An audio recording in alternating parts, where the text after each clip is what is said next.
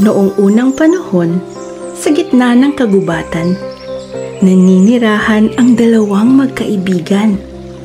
Si Pagong na mabait at matulungin at si Matching na tuso at palabiro. Bagamat magkaiba ang kanilang ugali, sila'y palaging magkasama sa mga paglalakbay.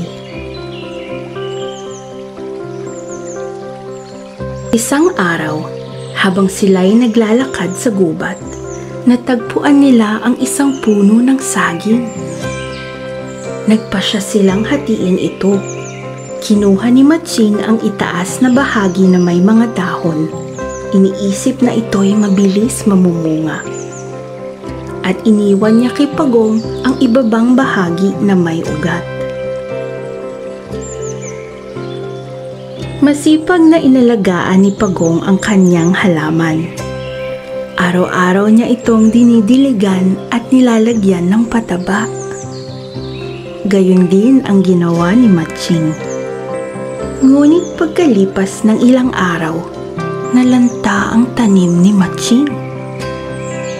Samantalang ang kay Pagong ay lumago at kalaon ay nagbunga ng mga hitik at matatamis na saging.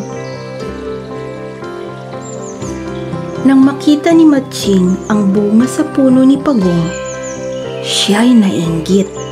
"Kaibigan," wika niya, "ako na ang aakyat upang makuha ang mga saging. Ibabagsak ko na lamang sa iyo."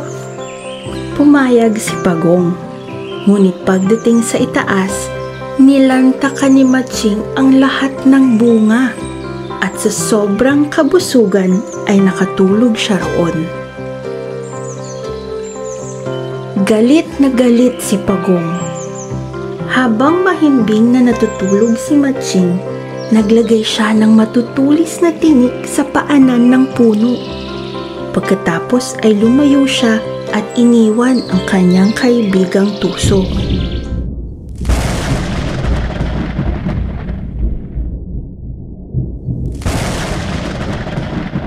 Nagising si Matching sa malakas na kulog at ulan.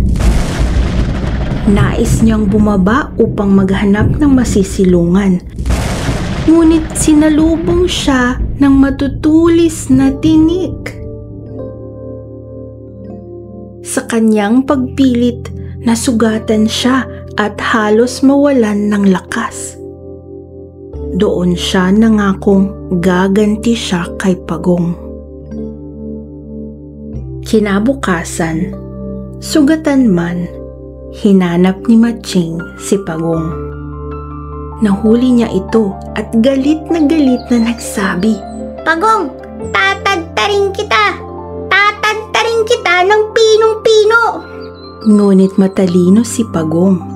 "Kung ako'y tatadtarin mo," wika niya, "lalo lamang akong dadami at kami susugod upang kainin ka." Nag-isip si Matching.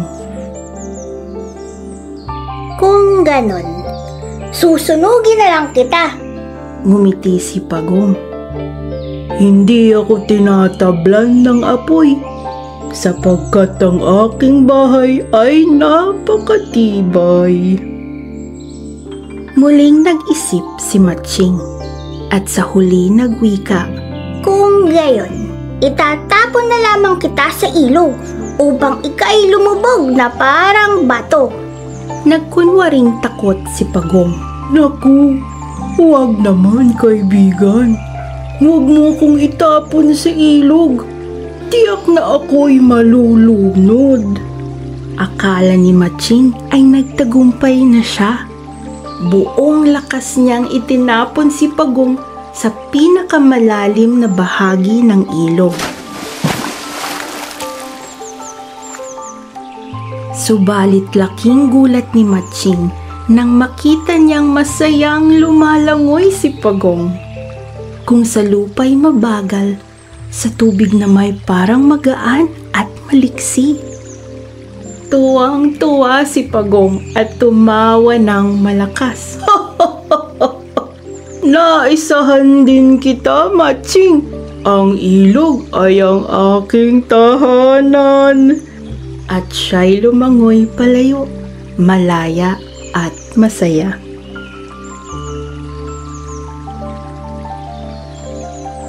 Malungkot na naglakad pa uwi si Matching. Sugatan at talunan. Naisip niya, napakasakit palang maloko ng isang kaibigan. Mula noon, nagbago ang kanyang ugali. At hindi na muling nag-cruise ang landas nila ni Pagong. Ang kwento ni Pagong at Matching ay paalaala na ang katalinuhang ipinagkaloob sa atin ay hindi para gamitin sa panlalamang sa kapwa, kundi sa wastong pagbabahagi ng ating karunungan upang magbigay tulong at pag-asa sa lahat. Sa mundong puno ng samot-saring hangarin, huwag nating kalimutan na ang panlalamang sa kapwa ay nagdudulot lamang ng panandaliang tagumpay.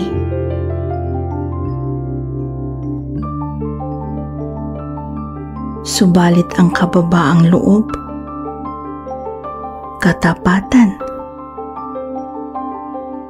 at malasakit sa kapwa ay habang buhay na karangalan at dignidad ng sinuman.